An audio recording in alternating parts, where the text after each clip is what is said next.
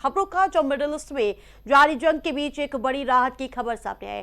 राष्ट्रपति Donald Trump ने कहा है कि अमेरिका ईरान के एनर्जी प्लांट्स और इसके अलावा तेल सुविधाओं पर अगले 10 दिन तक के हमला नहीं करेगा।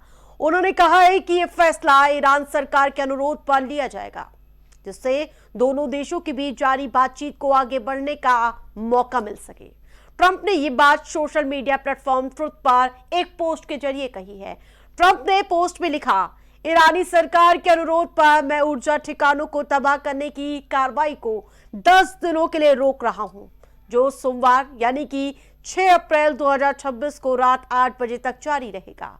ट्रंप ने संकेत भी दिया है कि अमेरिका और ईरान के बीच बातचीत चल रही है, सकारात्मकता के साथ ये बातचीत की दिशा में आगे बढ़ रहे हैं। और इन सब के बीच ट्रंप ने मीडिया की खबरों को खारिज करते हुए कहा, बातचीत जारी है और वे बहुत अच्छी खबर सामने आएंगे जल्द लेकर।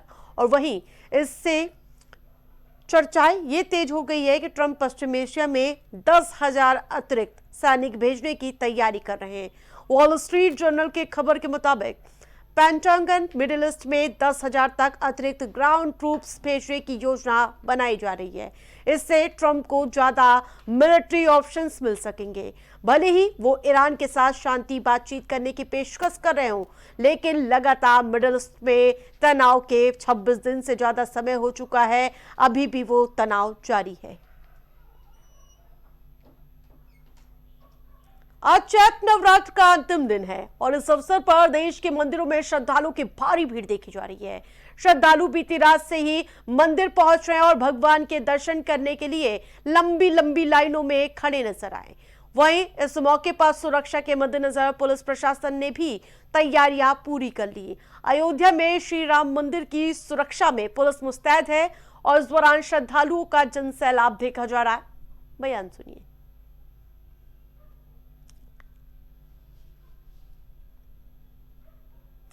तो मंदिर में एक तरफ जहां लोगों के पहुंचना का क्रम लगातार जारी है, तो देर रात से ही आप ये तस्वीरें देखिए। ये रामनवमी के अवसर पर अयोध्या की तस्वीरें हैं, जहां बड़ी तादाद में लोग पहुंचते हुए नजर आ रहे हैं और आज सूर्य तिलक होगा और इस मौके पर हजारों की संख्या में लोग वहां पे मौजूद हैं।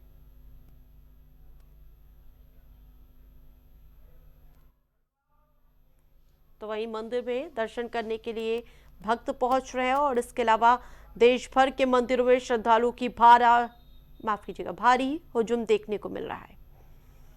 तो मंदिर में दर्शन पूजन सुबह से ही जारी है।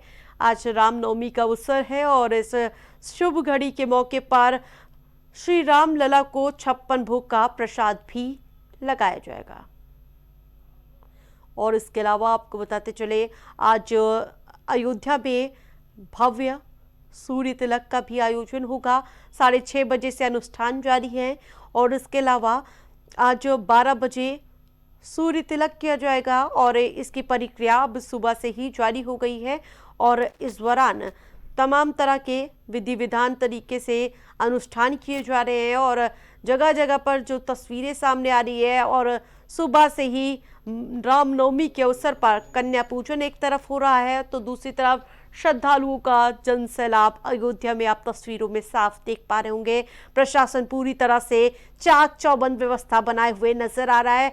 कोई भी कोताही कतई बर्दाश्त नहीं की जाएगी। सीएम योगी पहले ही निर्देश दे चुके हैं और इस दौरान सीएम योगी गोरखपुर दौरे पर हैं। तीसरा दिन है, वहां पर वो कन्या पूजन करेंगे और इसके अलावा तमाम कार्यक्रम उनका शेड्यूल है। लेकिन जो रामनवमी का पर्व है वो अपने आप में अद्भुत अविश्वसनीय है। सीएम योगी ने ट्वीट करते हुए बधाई भी दी है।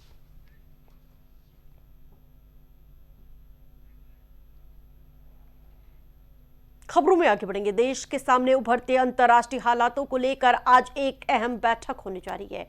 बताते चले, प्रधानमंत्री नरेंद्र मोदी सभी राज्यों के मुख्यमंत्रियों के साथ बातचीत करेंगे और इसके अलावा ये बातचीत वीडियो कॉन्फ्रेंसिंग के जरिए होगी। ये बैठक मिडिल ईस्ट में जारी संकट और युद्ध जैसे हालातों को ध्यान में रखते हुए बुलाई गई है। प्रधानमंत्री इस दौरान राज्यों की तैयारियों की समीक्षा करेंगे और मौजूदा स्थिति से निपटने के लिए दिशा निर्देश जरूरी दिए जाएंगे। जानकारी के मुताबिक 5 चुनावी राज्यों के मुख्यमंत्री इस बैठक में शामिल नहीं हो पाएंगे। बैठक में खासतौर पर आपातकालीन तैयारियां, नागरिक सुरक्षा और आवश्यक संसाधनों की उपलब्धता पर चर्चा होगी। प्रधानमंत्री मोदी राज्यों से जमीनी स्थिति का अपडेट लेंगे और जिसमें किसी भी जिस प्रकार से संभावित प्रभाव से निपटने के लिए पूरी तैयारी, मास्टर स्ट्रोक प्लान तैयार किया जाएगा।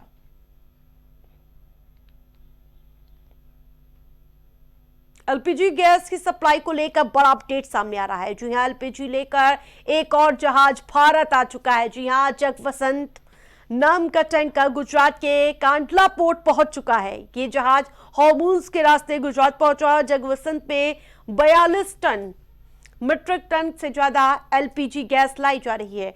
जानकारी ये मिल रही है कि कांडला पोर्ट पर पहुंची एलपीजी को आज ही मिड सी ट्रांसफर के जरिए उतारा जाएगा।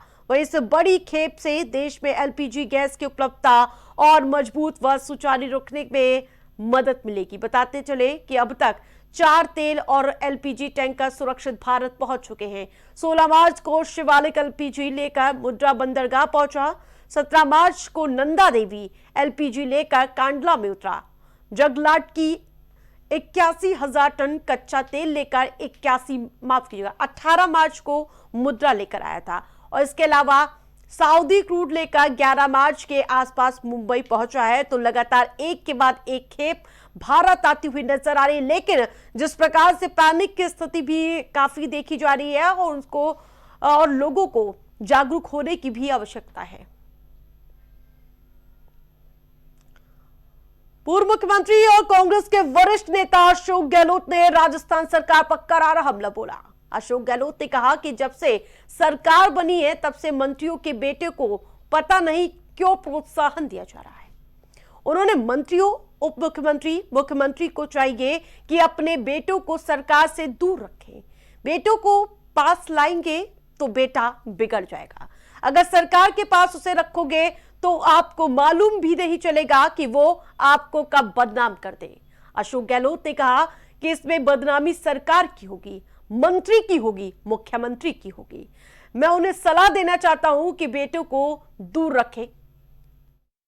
अगर आप मंत्रियों के कितने परिवार पे आरोप लगते हैं, लगातार लगते हैं। जब सरकार बनी है तब से मंत्रियों के बेटों ने तो पता नहीं मंत्रियों के बेटों को किस प्रकार प्रोत्साहन किया जा रहा होगा। थोड़ा मंत्री को चाहिए, मुख्यमंत्री को चाहिए, डिप्टी मिनिस्टर क्या डिप्टी सीएम, मुख्यमंत्री सहित सबको चाहिए अपने बेटों को दूर रखें। उसे सरकार के बना होगा। बेटों को नजदीक लाओगे तो बेटा बिगड़ जाएगा। दूर रखो उसको, अच्छे संस्कार दो उसको घर के अंदर। बाहर अगर आप रखोगे सरकार के पास में, आपको मालूम नहीं पड़ेगा वो आपको कहाँ बदनाम करवा रहा है। बदनामी आपकी होगी, सरकार की होगी, मंत्री की होगी, मुख्यमंत्री की होगी। गोरखपुर में मुख्यमंत्री योगी आदित्यनाथ आज पूजा अर्चना के साथ गौ सेवा की और इसके अलावा जनता दर्शन कार्यक्रम में शिरकत करते नजर आए। इस दौरान मुख्यमंत्री ने एक एक करके लोगों की समस्याएं सुनी और अधिकारियों को त्वरित निस्तारण के निर्देश दिए। जनता दर्शन में बड़ी संख्या में लोग अपनी शिकायत लेकर पहुंचे थे, जहां सीएम योगी ने हर फरियादी से सीधे संवाद साधा। सीएम योगी ने जो अधिकारियों को सख्त निर्देश दिए और त्वरित निस्तारण के निर्देश मुख्यमंत्री की ओर से दिए गए। प्राथमिकता के आधार पर समाधान सुनिश्चित किया जाए, इस पर भी जोर दिया गया।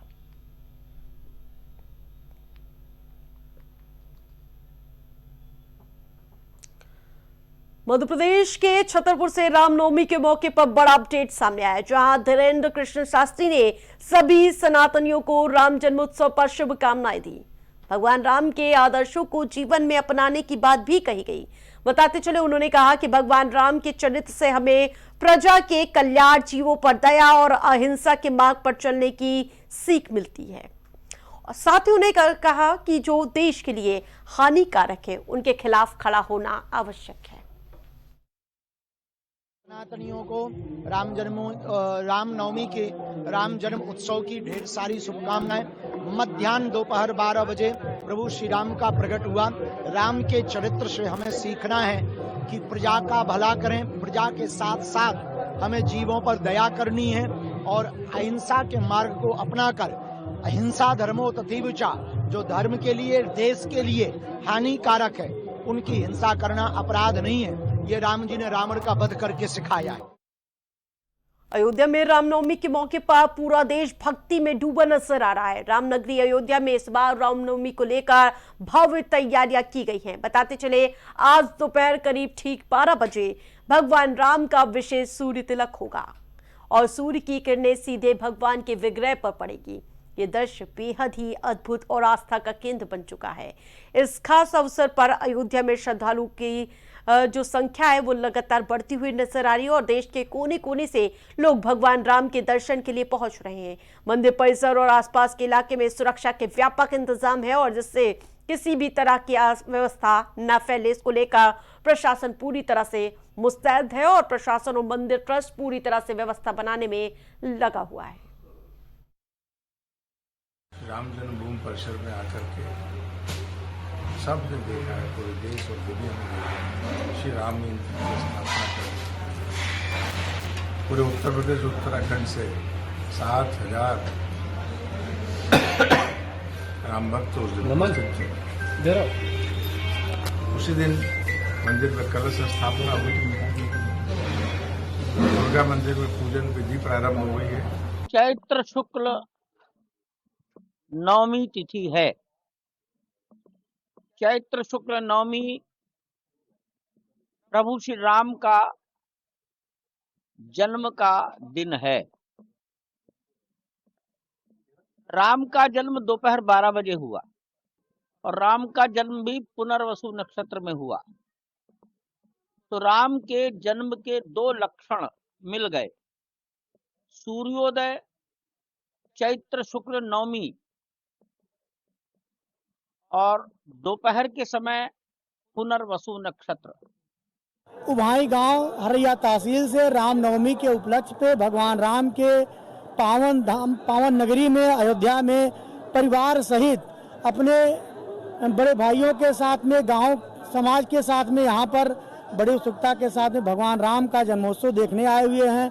सरयू मैया में स्नान हो गया है। अभी हम लोग जो है जा कर के वहाँ दशरथ महल में जाकर के भगवान राम का जन्मोत्सव बड़े उत्सुकता से देखेंगे और धूमधाम से भगवान राम की नवमी में राम के जन्म का उत्सव हम लोग बड़े धूमधाम से देखेंगे। राम जन्म की बहुत बहुत शुभकामनाएं। अयोध्या में इतनी सारी भीड़ देख करके बड़ा हर्ष उल्लास हो रहा है।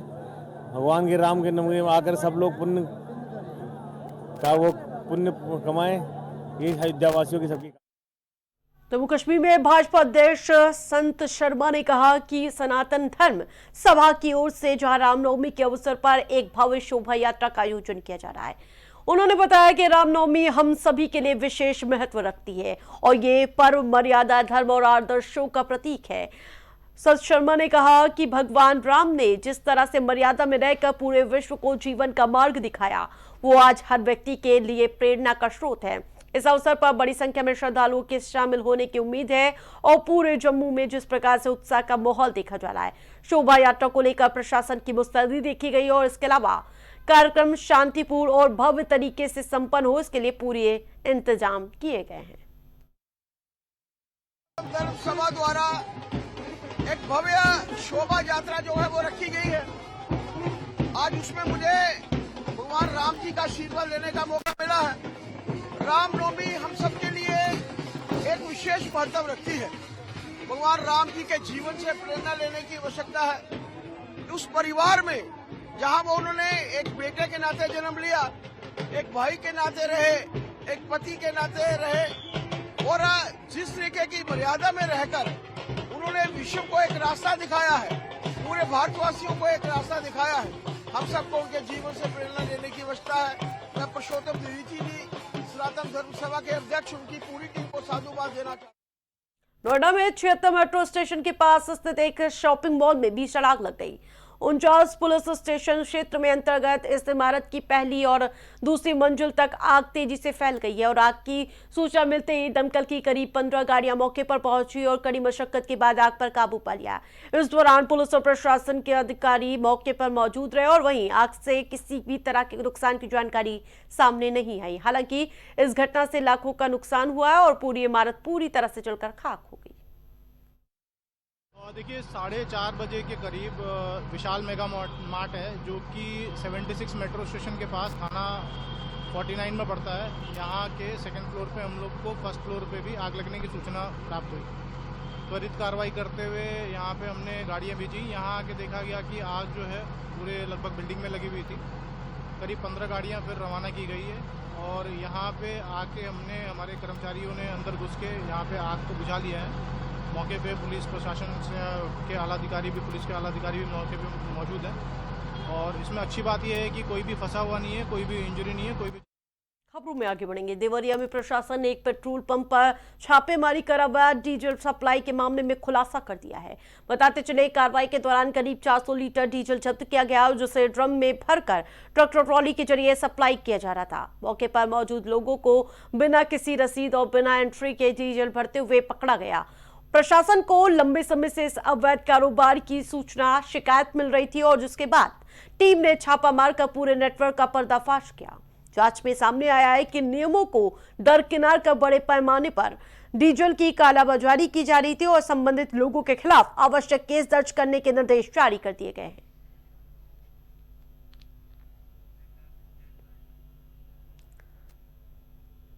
इस बुलेटिन में फिलहाल इतना ही। देखते रहे इंडिया सुपरफास्ट।